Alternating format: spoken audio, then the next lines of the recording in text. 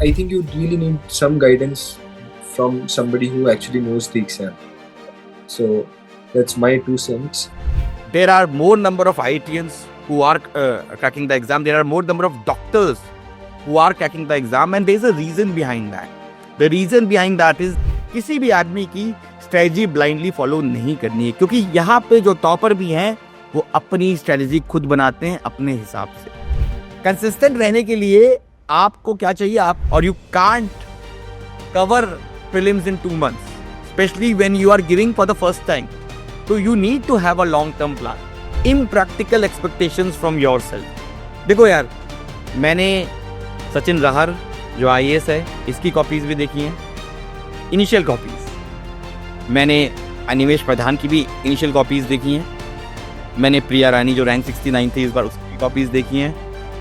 Initial copies में आप अगर एक्सपेक्ट करोगे कि आप वहाँ से लिखना स्टार्ट करो और आप अनिमेश प्रधान की तरह या आदित्य श्रीवास्तव की तरह या सचिन राहर की तरह आंसर लिखना स्टार्ट कर दोगे तो ऐसा नहीं होता है. So hello everyone, I am Sajal Singh, new academic director of Sarthi IAS Offline, and we are conducting this session for students who have just started preparation or who have taken a break or who are actually seeing that how they need to approach the next year exam, because we are almost 1 year 2 months away from the next year exam, and this is the right time when you should prepare scientifically, right?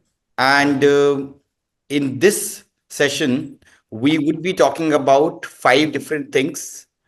First is we will be talking or we will be debunking some myths based on my experience of mentoring 450 plus rankers. Then after that, we will be talking about certain mistakes that you need to avoid in next 3 months, 6 months, certain areas that you need to focus.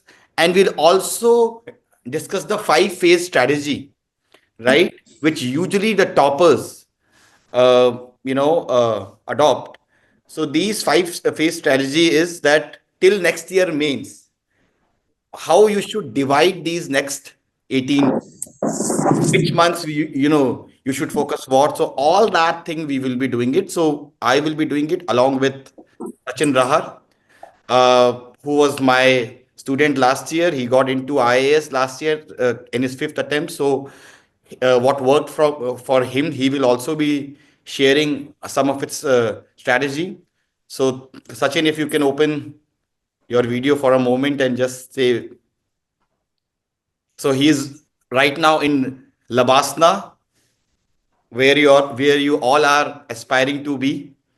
So that's the dream place that most of you must be doing it. So yes, Sachin. Yes. Thank you for coming, Sachin, on the session. We all know that you're really busy, but thank you for taking it out for these aspirants who have just started preparation. Thank you so much, sir, and good evening, everybody. And I am Sachin, and I am fortunate that last year I was getting mentorship from Sajal sir, and that's why I could make it. And I would just say a couple of things that this year I just want to say one thing, that this exam is getting very unpredictable and very different what it used to be. So now for somebody who's starting preparing for this exam would require some kind of guidance. So I also did not have right guidance in the initial years, so I could not make it. But then I think that you need guidance. For me it was Sajal sir. For you it could be some senior, your friend, your mentor, anybody. But I think you really need some guidance from somebody who actually knows the exam. So that's my 2 cents. So I think Sachin, so I'll say my part and then we'll also introduce you back, and if you can, if the people have some questions, if you can attend certain questions, that will be great. Ji sir. Okay, so let's start, and then after some time Sachin will also be joining it. So let's start. Okay, so how to prepare like a topper? That's the agenda. And before we start, let's debunk certain myths that I also had when I started preparation. But then over the time with more experience, we actually, broke those myths. So before we announce, I would also like to announce that we have launched our GS Foundation Plus program, which has one-to-one mentorship also.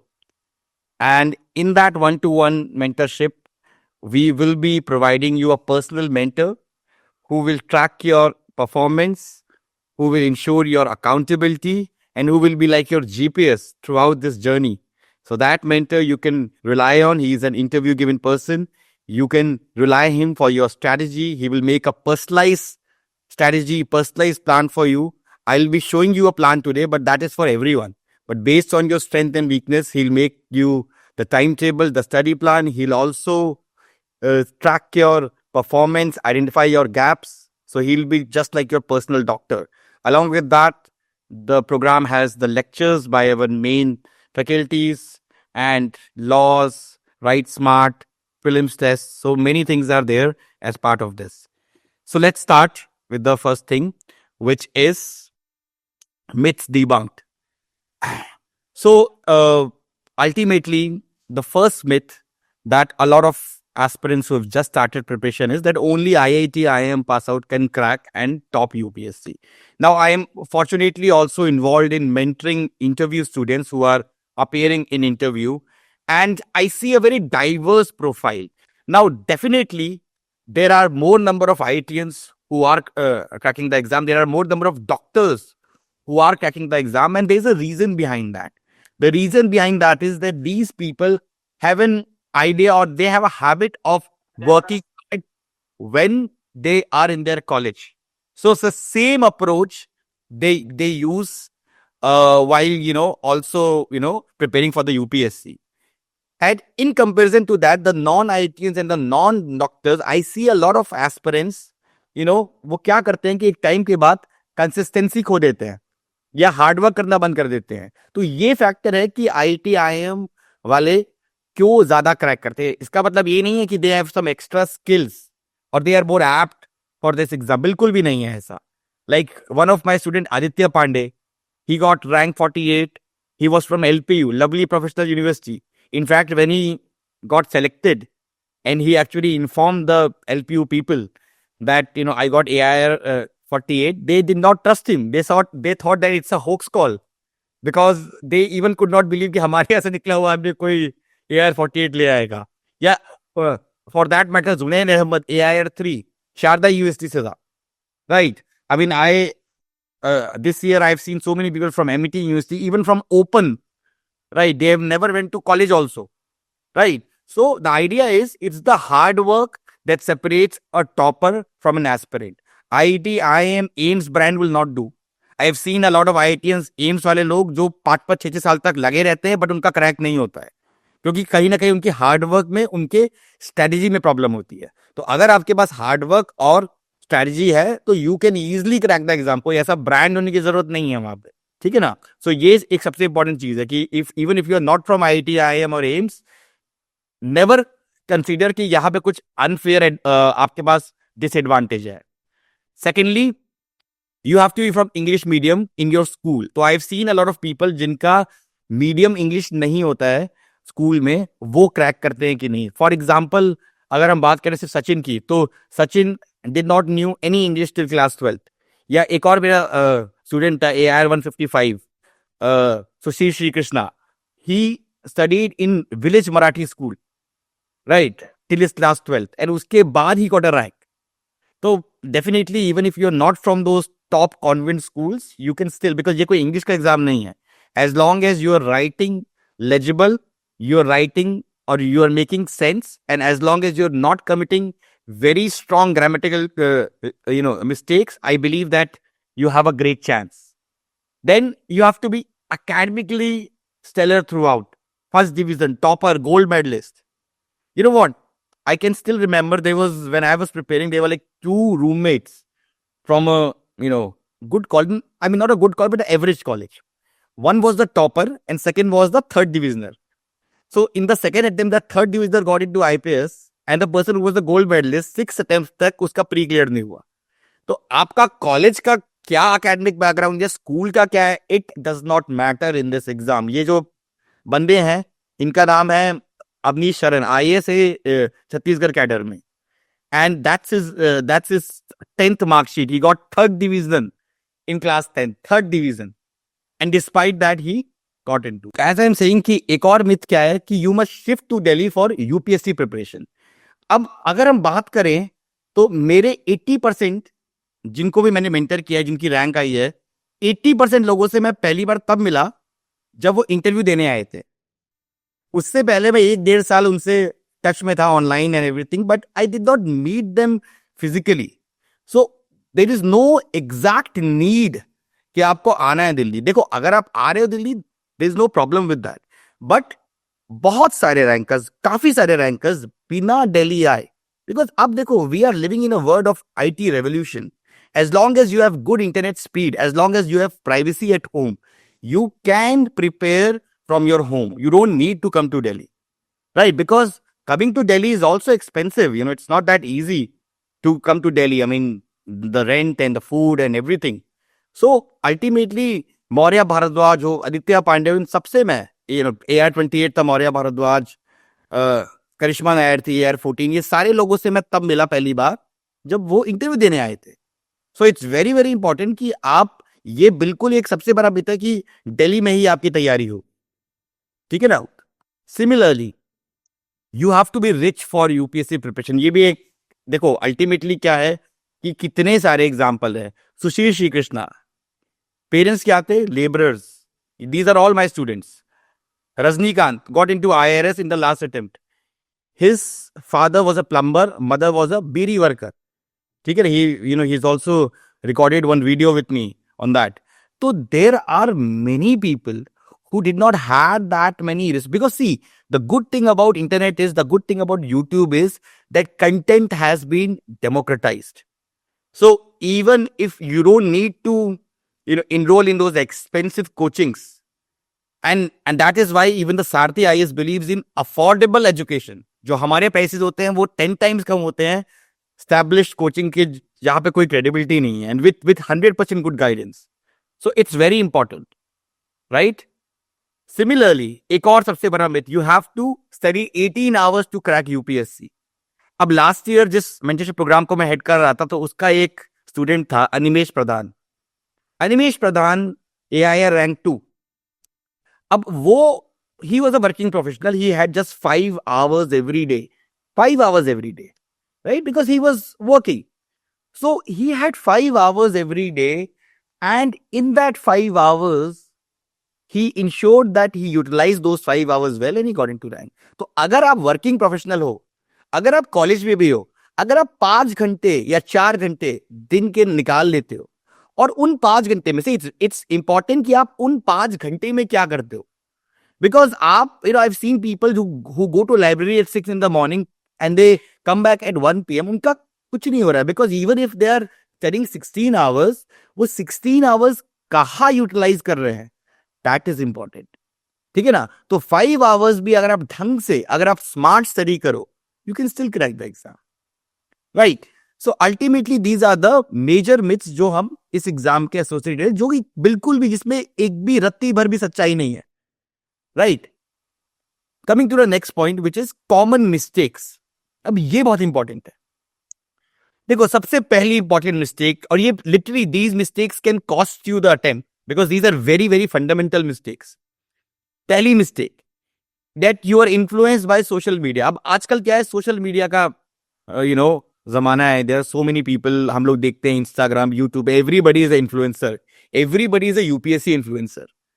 अब होता क्या है कि हम लोग किसी भी आदमी को उसकी बात में आते हैं, and then we make our plan, right. So it's very important कि आपको ये देखना है कि क्या वो बंदा क्रेडिबल है कि नहीं है, क्या उस बंदे ने इंटरव्यू दिया है, क्या उस बंदे ने कुछ सक्सेस स्टोरी है, कुछ लोगों को गाइड किया है जिनकी रैंक आई है। आपको उन लोगों को देखना है, उन लोगों को फॉलो करना है। There are multiple social media expert जिनके लाखों में फॉलोअर्स है, और वो कुछ भी ज्ञान देते हैं which is literally which misguides so many optionals or so many aspirants. Very important कि सोशल मीडिया को यूज अगर आपको करना है, तो you have to use it very very carefully and judicially. Secondly, following too many strategies. Right, अब होता क्या है कि देखो, स्ट्रेटेजीज की अगर हम बात करें तो मैं आपको अगर एक ऑनेस्ट बात बताऊं तो शायद ही मेरी किसी स्टूडेंट ने सेम स्ट्रेटेजी फॉलो करी है जिसने रैंक आई है. सबकी स्ट्रेटेजीज कुछ ना कुछ यूनिक थी, सबकी स्ट्रेटेजीज कुछ ना कुछ उसमें डिफरेंस था. क्योंकि अगर मैं बात करूं आपको, अनिमेश ने 82-83 क्वेश्चन सॉल्व किए थे प्रीलिम्स में. ठीक है. On the other hand AIR 5 जो था उससे एक साल पहले, उत्कर्ष द्विवेदी ने 98 क्वेश्चंस किए थे. तो अब सोचो, अगर आपने एक टॉपर की बात सुनी और आपने कहा कि उस टॉपर ने बोला कि 90 क्वेश्चंस करने और आपने सेम चीज जो है इंप्लीमेंट करी, तो देखो क्या होगा. तो आपने अपनी स्ट्रेंथ नहीं पहचानी है. ठीक है ना. तो आपको इस एग्जाम में बहुत इंपॉर्टेंट है कि आपको अपना पाथ, अपनी स्ट्रेटजी कार्व आउट करनी है. फॉर एग्जाम्पल, एक मेरा स्टूडेंट था वैभव रावत, AIR 25. अब वैभव रावत की दिक्कत क्या थी कि वो डायग्राम्स नहीं बनाता था आंसर्स में अपने. अब नेचुरली उसके साथ दिक्कत क्या थी कि डायग्राम जब भी बनाता तो ही used to waste a lot of time and ultimately उसकी वजह से उसका पेपर कंप्लीट नहीं होता था. So I did suggest him कि भाई आप ऐसा करो कि आप मत बनाओ diagram, let's focus more on the content part. Right, let's improve the content. So ultimately he did not made any diagram in the exam and he still got a very good rank, 25 rank. So मैंने वही बोला कि आपको कोई भी किसी भी आदमी की स्ट्रेटजी ब्लाइंडली फॉलो नहीं करनी है, क्योंकि यहां पे जो टॉपर भी हैं वो अपनी स्ट्रेटजी खुद बनाते हैं अपने हिसाब से. ठीक है ना. तो it's very very important. Similarly, not understanding your strength and weaknesses, ये एक बहुत इंपॉर्टेंट चीज है.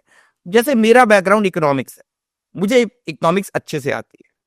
होता क्या है कि हम लोग क्या करते हैं, और specially aspirants who have just started, जब आप सारे subject when you read, there are certain subjects where you find more interest. For example, when I started, मेरा क्योंकि इकोनॉमिक्स बैकग्राउंड था तो इकोनॉमिक्स और आईआर में मेरा बहुत इंटरेस्ट था, और हिस्ट्री में. तो अब in the first 1-2 months I was focusing only on these 3 subjects. मेरा कुछ और पढ़ने का मन ही नहीं करता था. बट ये एग्जाम ऐसा नहीं है. आपको पहले 3 महीने में अपनी स्ट्रेंथ का मतलब कि कौन से सब्जेक्ट्स आप कंफर्टेबल हैं और अपनी वीकनेस दोनों आइडेंटिफाई करना. ये आपको पहले 3 महीने में करना होगा, क्योंकि उसके बाद आप बाकी के 10 महीने आपको उस स्ट्रेंथ को और स्ट्रॉन्ग करना है और अपनी वीकनेस को रेक्टिफाई करना है. बिकॉज अगर आप 4 सब्जेक्ट में मास्टर हो, जब मैं आया था तैयारी करने तो एक हमारे यहाँ पीजी में रहते थे, वो हिस्ट्री के बहुत एक्सपर्ट थे, बड़ी दुनिया भर की ज्ञान, अशोका के इतने बच्चे थे, इनका लिटरली ऑल नॉलेज है. And we as a new people we got very inspired by that कि अरे ये आदमी 4 साल से यहाँ है, इनका प्री नहीं निकल रहा है, लग रहा है यूपीएससी में कुछ खोट है कि this person has so much knowledge of history despite that he is not able to crack. And then later we realized कि उनकी हिस्ट्री के अलावा बाकी सारे सब्जेक्ट वीक थे. अब हिस्ट्री में वो शो ऑफ करते थे and we thought कि is very very brilliant. तो ऐसे आपको बहुत लोग मिलेंगे जो आपको शो ऑफ करेंगे. और ये देखो, ये बहुत इंपॉर्टेंट है, हमें पीएचडी नहीं करनी है इस एग्जाम में. ये एग्जाम में आपको अबव एवरेज लेके आना है सारे सब्जेक्ट्स. ठीक है ना. पीएचडी नहीं करनी है. ऐसा नहीं है कि अगर आपको ट्रंप आ गया पसंद तो आप सिर्फ ट्रंप के आर्टिकल पढ़ रहे हो, क्योंकि ट्रंप सिर्फ एक सवाल आ सकता है उस पर. ठीक है ना. तो इट्स वेरी इंपॉर्टेंट कि आप अपनी स्ट्रेंथ और वीकनेस बहुत सारी हो सकती है. वीकनेस आपकी आंसर राइटिंग में हो सकती है, वीकनेस आपकी ये हो सकती है कि आप चैप्टर पढ़ रहे हो बट आप सॉल्व नहीं कर पा रहे हो. ये सारी वीकनेस हो सकती हैं. ठीक है ना. तो इट्स इंपॉर्टेंट कि आप अपनी वीकनेस को पहचानो और उसको रेक्टिफाई करो. ठीक है. इसके अलावा इन प्रैक्टिकल टारगेट्स बहुत इंपॉर्टेंट है ये भी चीज. देखो, होता क्या है कि इस एग्जाम में बहुत लंबा गेस्टेशन पीरियड है. सोचो, आप अगर आप फर्स्ट अटेम्प्ट में भी क्रैक करोगे तो आप प्री दोगे अगले साल मई में जाके. मेंस दोगे अगस्त में जाके, रिजल्ट आएगा नवंबर दिसंबर में, और पूरी साइकिल पूरी होगी आज से 2 साल बाद। 2 साल बाद, ठीक है ना। अब 2 साल में एक सबसे बड़ी दिक्कत क्या है कि आपको कंसिस्टेंट रहना है।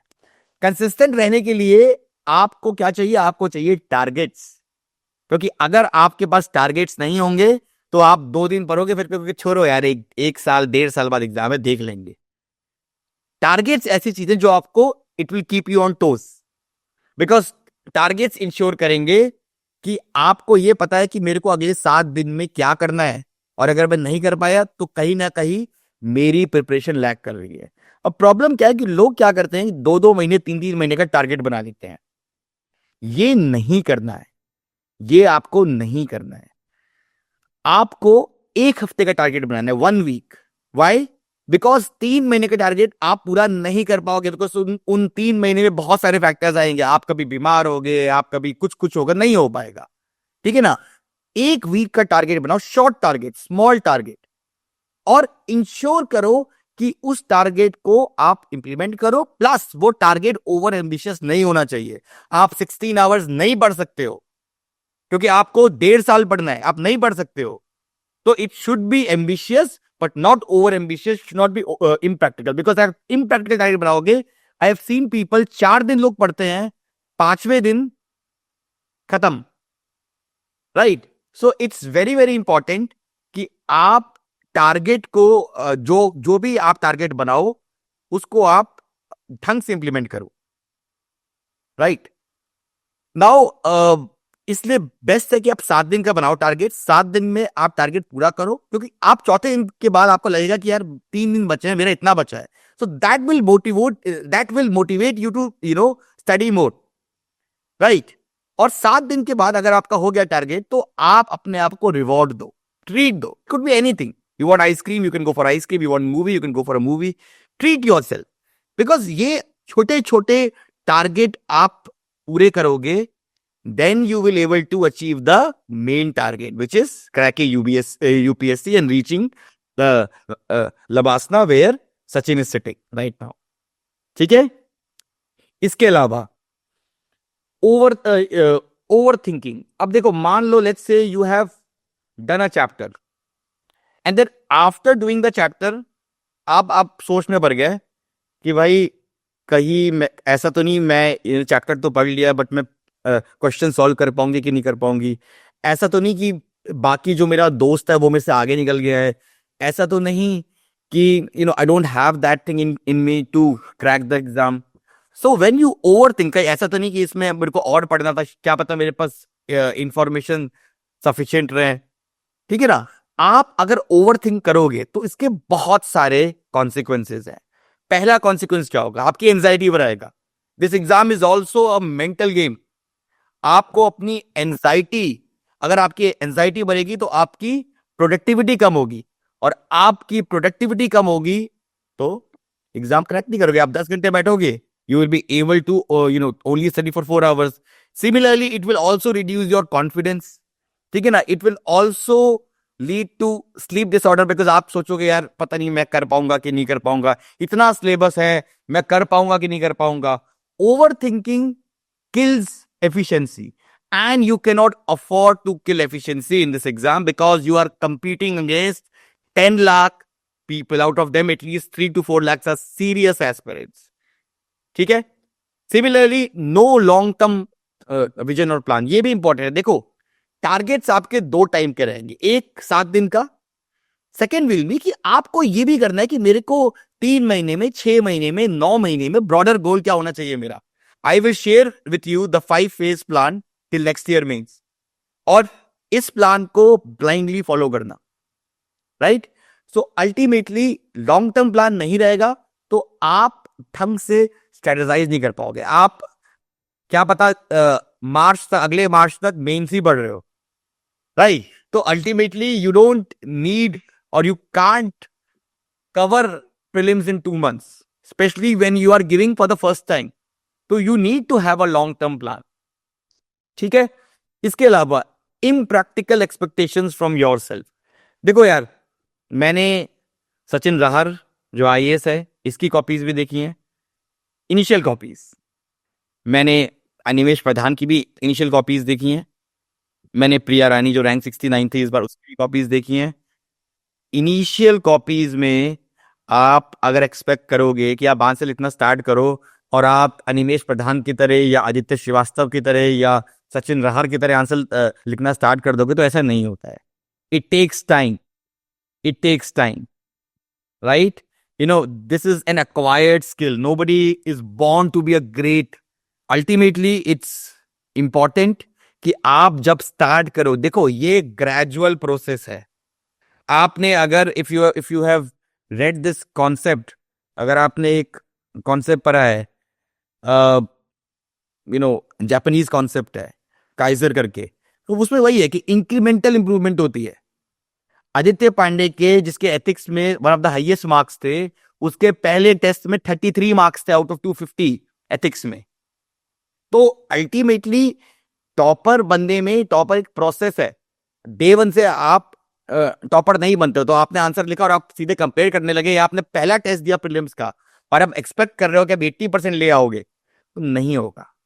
क्योंकि अगर आप इम्प्रैक्टिकल एक्सपेक्टेशंस अपने अंदर से रखोगे तो आप डिस्करेज होगे, आप नर्वस होगे और फिर वही होगा कि आपकी प्रोडक्टिविटी जाएगी।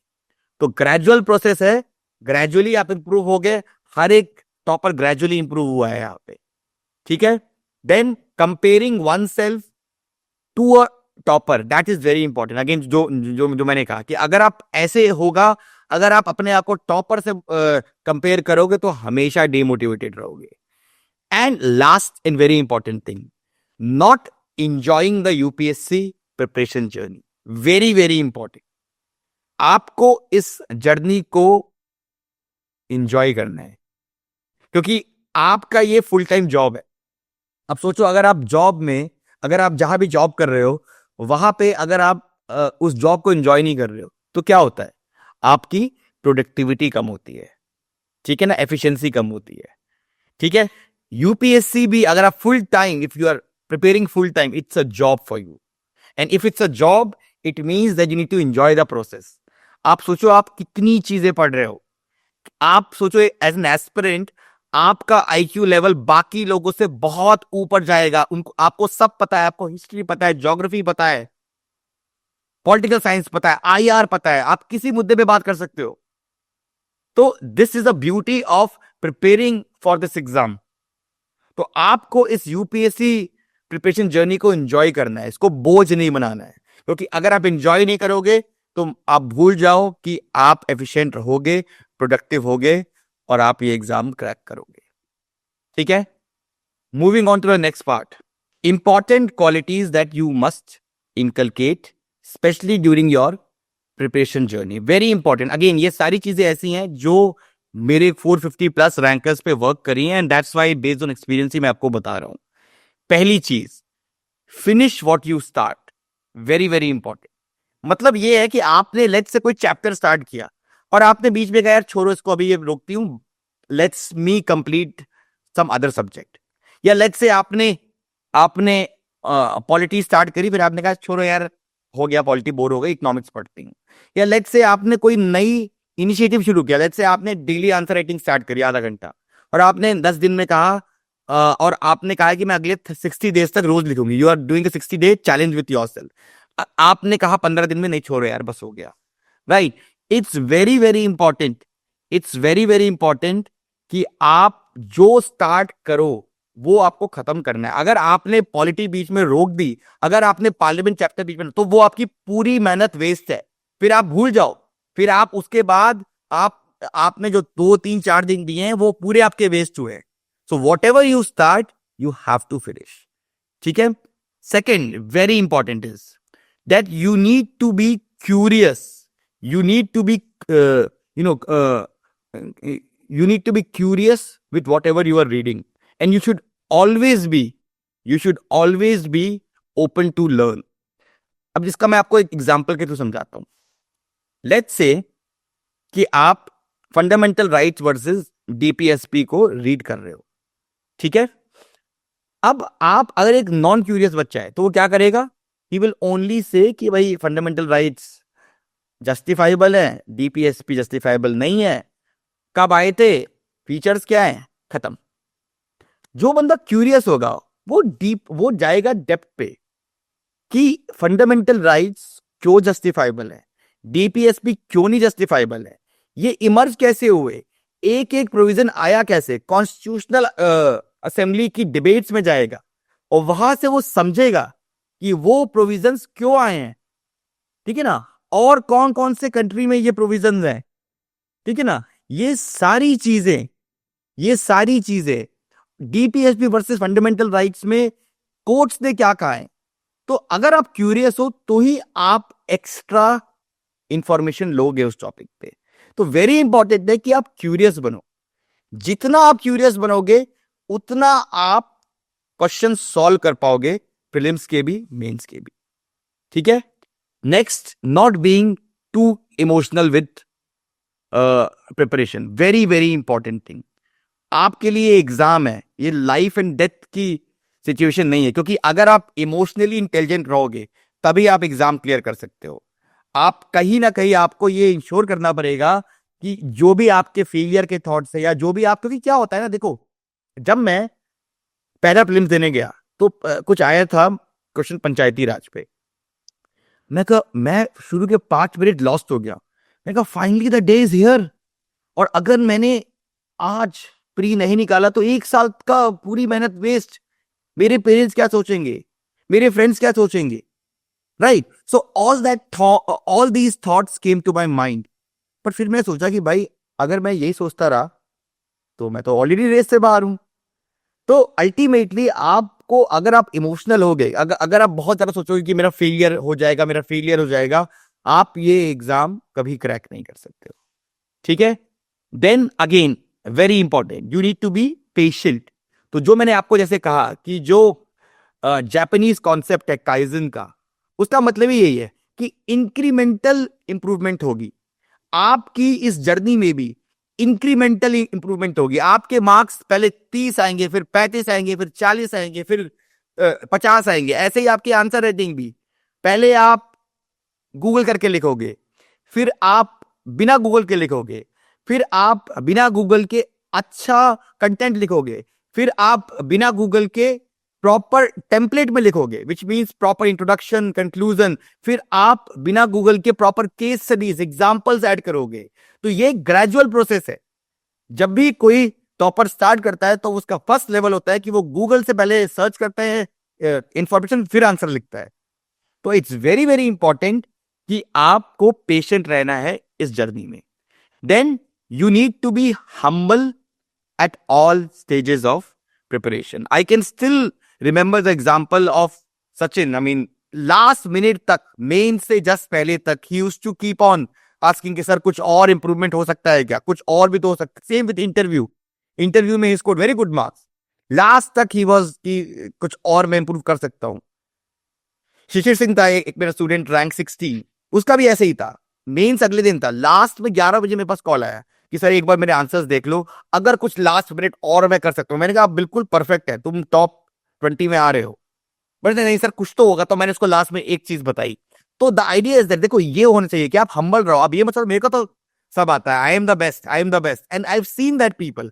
ओवर में ऐसे बहुत लोग हैं जो बहुत ही ओवर कॉन्फिडेंट रहते हैं, यार ये बहुत अच्छा है, मेरे को तो सब आता है, मैं तो क्रैक कर लूंगा। Including me, I was very over confident in my first attempt. तो हम्बल रहना है आपको अपनी जर्नी में। हम्बल रहोगे तो ही आप जो है अपनी गलतियों को सीखोगे, और तो ही आप में वो एक भूख रहेगी to improve, right. Similarly be accountable to everyone, be accountable to someone during this exam. देखो अगर आप देखोगे, इफ यू सी, हमारे मेंटरशिप प्रोग्राम में भी हमने एक शीट रखी टैब्स करके, daily accountability and productivity sheet. तो आपका जो पर्सनल मेंटर होगा वो आपको उसके साथ ये शीट रोज शेयर कर दी होगी कि आपने अपना दिन कैसे बिताया, कितने बजे उठे, स्टडी सेशंस 1 2 3 में आपने क्या किया, कितनी देर आपने रिलैक्स किया, एवरीथिंग। अगर आप ये शीट नहीं भेजोगे तो मेंटर आपको डांट लगाएगा, मेंटर आपको रिप्रीमेंड करेगा। That will keep you accountable. आपको पता है कि अगर मैंने नहीं, if I will not study, my mentor will be angry on me. तो इट्स वेरी इंपॉर्टेंट कि आप इसको फॉलो करो. Similarly, live in the present, again very important. आपको आज पे रहना है. आपको ये ख्याली पुलाव नहीं बनाने हैं कि मैं जो है आईएएस बनूंगा तो ये करूंगा. आपको आज पे रहना है, क्योंकि अगर आप आज में नहीं रहे तो आप फ्यूचर में भी वही रहोगे जहां पे आप आज हो, या फिर शायद इससे भी नीचे चले जाओगे. तो you have to live in the present. अगर आपको फ्यूचर बनाना है तो you have to live in the present. Accept your limitations and overcome them. Again very important. जो मैंने आपको ये चीज पहले भी बताई थी कि आप अगर अपनी लिमिटेशन को एक्सेप्ट नहीं करोगे. फॉर एग्जाम्पल, मैं आपको एक एग्जाम्पल देता हूं इस साल की मेंस का ही. So one of my student who was already selected as IPS 3 years back, he actually joined my mains program. He said, sir आप मेंटर करना. मैंने कहा हाँ. लास्ट टाइम भी जो है मैंने किया था. तो इस बार मैं देखा कि वो बंदा एकदम सीरियस नहीं है, राइट. एंड मैंने उसको बताया कि भाई 3 साल में बहुत फर्क आ गया है. अब आंसर राइटिंग का लेवल बहुत अच्छा हो गया है. तो आप आंसर लिख रहे हो इसमें बहुत लिमिटेशंस है. You have to accept it. He said, sir marks तो आ गए थे तब भी, तब मेरे इंटरव्यू में मार्क्स कम थे, इस वजह से मेरा नहीं हुआ था, आ जाएंगे. He never listen to my advice. And literally इस बार उसका मेंस भी क्लियर नहीं हुआ है. मेंस भी क्लियर नहीं हुआ. सोचो, उसकी कुछ 100 कुछ रैंक थी 2021 में, इस बार मेंस भी क्लियर नहीं हुआ है. तो ये इंपॉर्टेंट है कि आप जहां कंफर्टेबल हुए, जहां आप कॉम्प्लिसेंट हुए, बाकी लोग आपसे रेस में आगे निकल जाएंगे. Very very important. ठीक है. Similarly, if we talk about another important thing is mentor, find a mentor. See, I am definitely not pushing you to join any program. If you feel that you have a good mentor, कोई आपका senior हो, कोई आपकी family में हो जिसको इस exam का एक्सपीरियंस है, जिसने एटलीस्ट इंटरव्यू तक पहुंचा हो, find him and seek his help. Because बहुत इंपॉर्टेंट है. जैसा अभी सचिन ने भी बोला कि मेंटर था, इसी वजह से he found a mentor in me in his 5th attempt, and that is why he could crack it. 4 attempt तक गाइडेंस नहीं था, नहीं क्रैक कर पाया. इसके बाद identify your preparation gap early in your preparation. ये बहुत इंपॉर्टेंट है.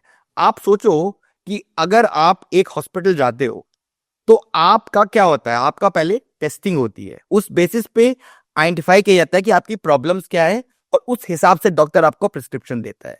ऐसे ही एग्जाम में भी है. अगर आप गलत दवाई खाओगे तो क्या होता है, बैकफायर होता है, साइड इफेक्ट आते हैं. ये एग्जाम भी ऐसा ही है. अगर आप गलत गाइडेंस में रहोगे तो, और अगर आप अपनी गलतियां टाइम पे नहीं पहचान पाए तो आप गलत ट्रैक पे रहोगे. साइड इफेक्ट क्या होगा कि आपका अटेम्प्ट बर्बाद हो जाएगा. टेस्ट के बाद जो भी आपके क्वेश्चंस रॉन्ग होंगे, उन रॉन्ग क्वेश्चंस को आपको इन 6 गैप्स में आइडेंटिफाई करना है कि मेरे क्यों रॉन्ग हो रहे हैं. फिर अपने मेंटर को आपको दिखाना है. मेंटर आपको बताएगा कि इस गैप को कैसे भरना है. धीरे धीरे विथ एवरी टेस्ट आपके ये गैप इंप्रूव होते रहेंगे, और जब आपका प्रीलिम्स आएगा तो आप ये सारे गैप्स को भर चुके होंगे. कि ऐसे ही मेंस में भी आपके आंसर्स में दिक्कत कहाँ है, बॉडी में आप कहां पे लैक कर रहे हैं, आपकी अंडरस्टैंडिंग पुअर है, आपके नंबर ऑफ पॉइंट्स कम है, आप एक्स फैक्टर ऐड नहीं कर रहे हो.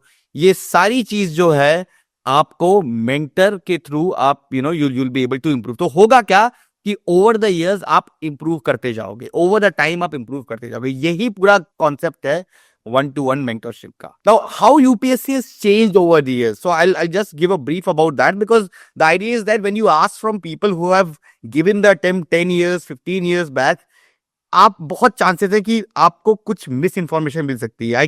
I can still tell you there was one my mentee, whose father was some police commissioner in a very very big city.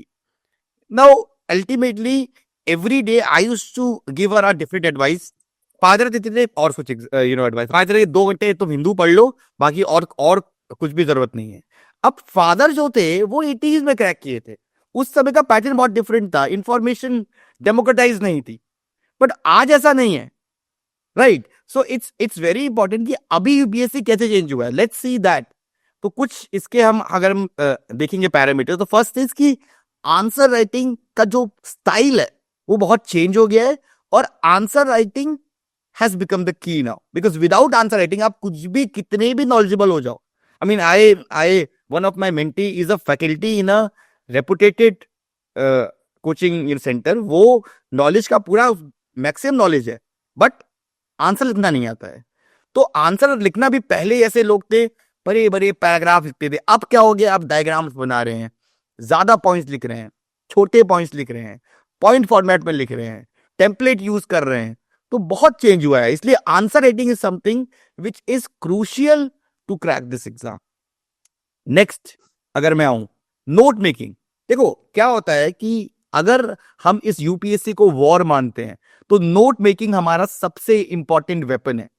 और इसमें 1 पेजर नोट जो कि हम आपको देंगे इस प्रोग्राम में भी, 1 पेजर नोट्स जो हैं, वो जो भी हम आपको देंगे, अगर आप उसको अच्छे से अपडेट, क्योंकि वो नोट्स तो सबको मिलेंगे, लेकिन उन नोट्स को कौन बेटर अपडेट कर सकता है, ये की है।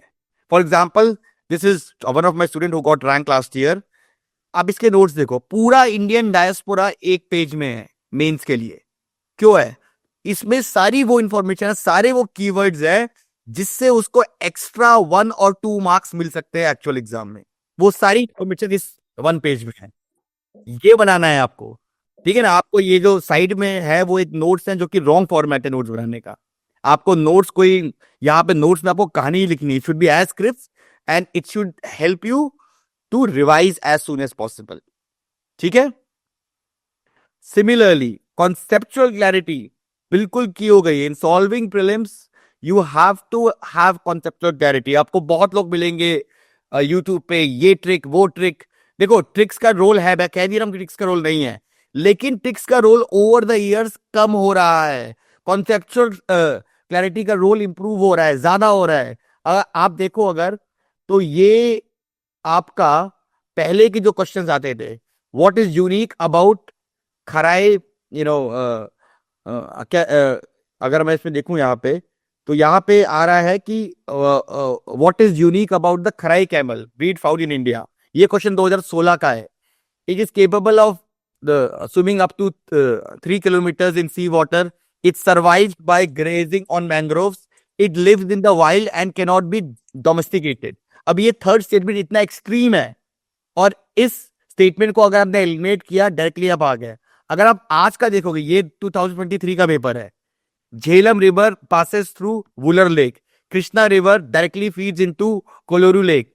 meandering of Gandak river form Convert Lake। अब देखो how many of them are correct, only 1, only 2, all 3। ये जो नया पैटर्न आया है, इसमें आप एलिमिनेशन या लॉजिक से सॉल्व करना मुश्किल है। ऐसा नहीं है कि इम्पॉसिबल है, बट मुश्किल है, राइट। तो अब कॉन्सेप्चुअल क्लैरिटी की है, ये ट्रिक्स वगैरह हैं, ये सब आपको एक्स्ट्रा 5-7 नंबर दिला सकते हैं, बट ये नहीं है कि इन ट्रिक्स से आप 40 नंबर या 50 नंबर एक्स्ट्रा। अब अगर आपके कॉन्सेप्ट स्ट्रांग है तो ही आपका प्रीलिम्स निकलेगा। Similarly nature of current affairs is also changing in two sense. One, कि अब करंट अफेयर्स 1 साल का करंट अफेयर्स नहीं है, अब वो कंटेम्पररी अफेयर्स है। मतलब जो चीज लास्ट 2-3 साल में न्यूज में है, आपको कहीं ना कहीं उसको रेफर करना है। सेकेंडली, पहले क्या होता था कि डायरेक्ट स्कीम से क्वेश्चन आते थे, जैसे the term M strips is sometime seen in news in the context. तो इस तरह के क्वेश्चन आते थे कि डायरेक्ट स्कीम, डायरेक्ट ऑर्गेनाइजेशन से क्वेश्चन आ रहे हैं। अभी क्या है, करंट अफेयर्स अभी भी इंपॉर्टेंट है, बट अब करंट अफेयर्स का नेचर चेंज हो रहा है, इनडायरेक्ट हो रहा है, इनडायरेक्ट। फॉर एग्जाम्पल, आप ये देखो, ये क्वेश्चन आया था last year. Consider the following: cashew, papaya, red sandals. How many of the above tree are actually native to India? अब रेड सैंडर्स क्यों न्यूज में था? पुष्पा मूवी में रेड सैंडर्स का काफी, और उस चक्कर में रेड सैंडर्स पे काफी सारे आर्टिकल भी आए थे, ठीक है ना। तो इनडायरेक्ट, या फिर consider the following properties included in the world heritage list. अब यहां पे इन्होंने क्यों पूछा? क्योंकि कुछ साइट्स को 2023 में इंक्लूड किया गया था। या फिर consider the following countries: Italy, Japan, Nigeria, South Korea, South Africa. Which of the above countries are frequently mentioned in the media for their low birth rate और एजिंग पॉपुलेशन और declining population. देखो यहां पे भी ये news में चल रहा है 2-3 साल से, ऐसा नहीं है कोई एक चीज है, बट न्यूज में चल रहा है कि भाई जापान में एजिंग प्रॉब्लम के चक्कर में उनकी इकोनॉमिक ग्रोथ रुक गई है। तो ये अब इनडायरेक्ट तरीके से they are asking current affairs. या फिर ये देखो, अब ये क्वेश्चन पूछा है which of the above have borders with Afghanistan. अब हमको लग रहा होगा कि ये स्टैटिक है, but it is not static.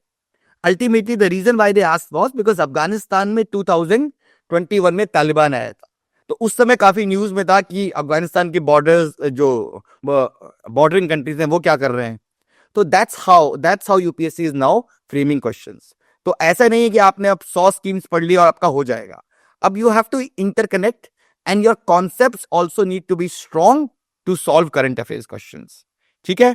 Similarly finding UPSC content is no more a challenge. See, इतनी सारी वेबसाइट्स हैं जहां फ्री कंटेंट है, इतने सारे यूट्यूब चैनल्स हैं जहां फ्री कंटेंट है, टेलीग्राम है, चैट जीपीटी है, एआई टूल्स है, कंटेंट दिक्कत नहीं है। दैट इज इंपॉर्टेंट कि अब कंटेंट को यूज कैसे कर रहा है, दैट इज मोर इंपॉर्टेंट। जो कंटेंट को अच्छे से यूज करेगा वही आएगा। ठीक है। Similarly more than how much to study, the real challenge is what to study. जो होता है ना इकोनॉमिक्स की सेंट्रल प्रॉब्लम, तो यहां भी वही है, what to study, from where to study, how to assess your performance, how to stay consistent and accountable. That is the key. तो number of hours does not matter. What matters is कि आप कितना smartly पढ़ रहे हो. Hard work plus smart work is success. Hard work without smart work, failure. Only smart work without hard work, again failure. तो it's very important कि आप अपने आप को हार्ड वर्क और स्मार्ट वर्क दोनों को कंबाइन करो।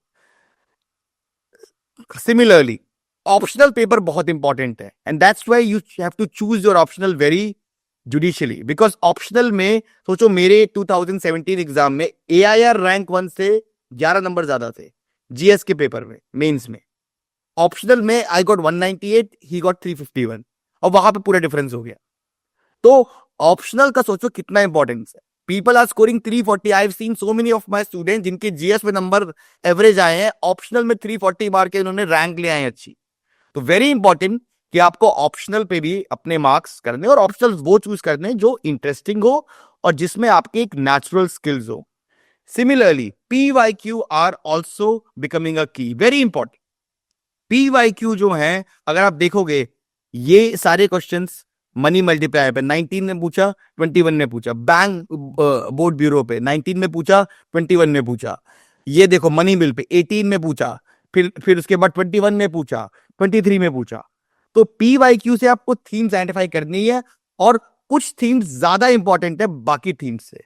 तो जो थीम्स ज्यादा इंपॉर्टेंट है उन थीम्स पे आपको ज्यादा फोकस करना है। That is what we call as smart studying.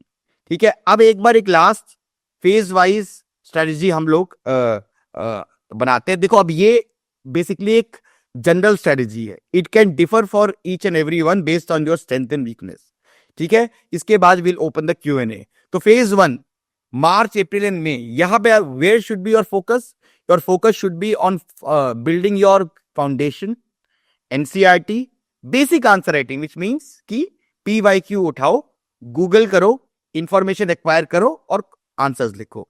Basic prelims question solving, again chapter पढ़ो, PYQs देखो, सॉल्व करो, प्लस करंट अफेयर्स। इस फेज में हम कोई नोट मेकिंग नहीं करेंगे, बिकॉज इस फेज में आप अभी इतने मेच्योर नहीं हो कि आप अच्छे नोट्स बना पाओ। आप सब स्टैंडर्ड नोट्स बनाओगे, और सब स्टैंडर्ड नोट्स अगर आपके बनेंगे तो वो एफर्ट आपका वेस्ट ही होगा पूरा। 3 मंथ्स।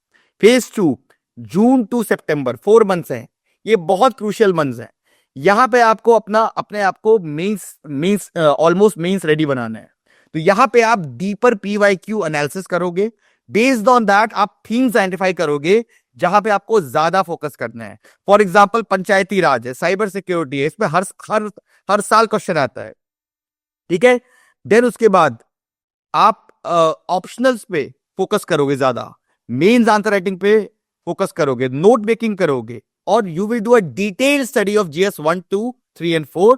इसके साथ साथ आप यहां पे रिवीजन भी स्टार्ट कर दोगे, because multiple revision leads to retention, and साथ साथ आप करंट अफेयर्स भी करोगे।